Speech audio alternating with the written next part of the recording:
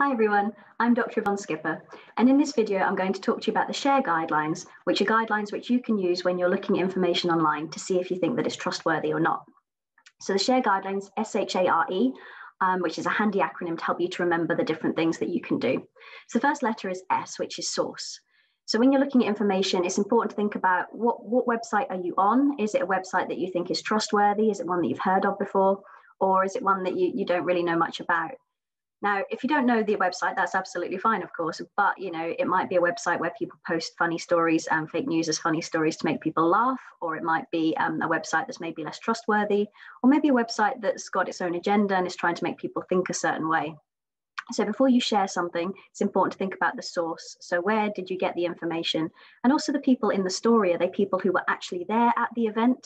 If it's about a celebrity, is it the celebrity posting from their own social media, or is it somebody posting about them?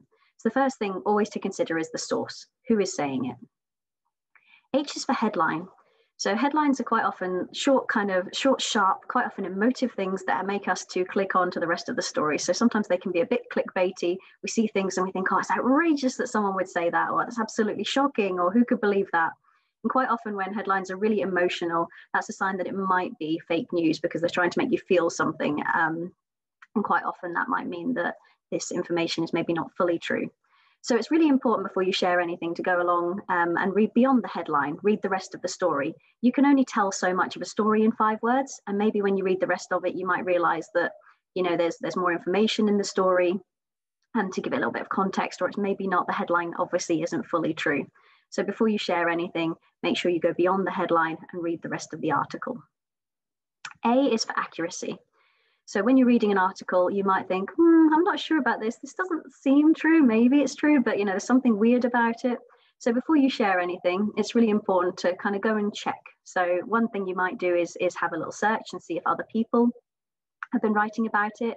If it's about a scientific article, you might be able to go and find the original article, but just check to see whether you think that it's something that's accurate or not. R is for retouching. So this is really important for things like photos and videos, where people might take a photo but only use kind of a certain bit of it, and actually the whole photo would tell a very different story. Or they might be taking a photo from one location and making it look like it was in another location. Or even if it is a real photo, they might have edited it to make it look different. So they might have edited someone's appearance, they might have edited it to make them look different, to make it look like they're wearing something different, to make it look like something else is happening. So one thing you can do is a reverse image search. So you can actually search for the image to see if it exists somewhere else. And you can also look for little hints and details. So for example, quite often if people have photoshopped an image, they might have not photoshopped the background as well. So you might see some sort of blurring or shape in the background. Or with a fake video, you might be able to see that they look kind of jerky, or perhaps the head doesn't match onto the rest of the body. So look to see if you think the image is real or if it might have been retouched. The last one is E for errors. So sometimes when people are making up fake news, they might not necessarily write it very professionally. So there might be spelling mistakes, there might be grammar mistakes. If you're on social media, it might be that people are creating a fake account. So of course, the real celebrity might have will obviously have the real name, but people might use a name that's very similar, but maybe just has a number in it or a spelling mistake or something like that. So take a minute before you share news to look at it and think, well, does this look professional? And are there any errors? So to quickly summarize again, share. S is for source. Who wrote it? Why might they write it? Are they trustworthy? H is for headline. Don't just read the headline, go beyond it. See what the rest of the article says, see what the full story is. A, accuracy. Do you believe that this is true? Can you go and find it somewhere else or find the original source? R, retouching.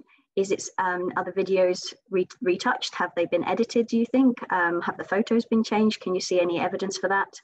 And E, are there errors in spelling, errors in grammar, or errors in the usernames that might make you think, I'm not too sure about this? So using those SHARE guidelines is a really good way to start to think about whether you think the news is real or fake.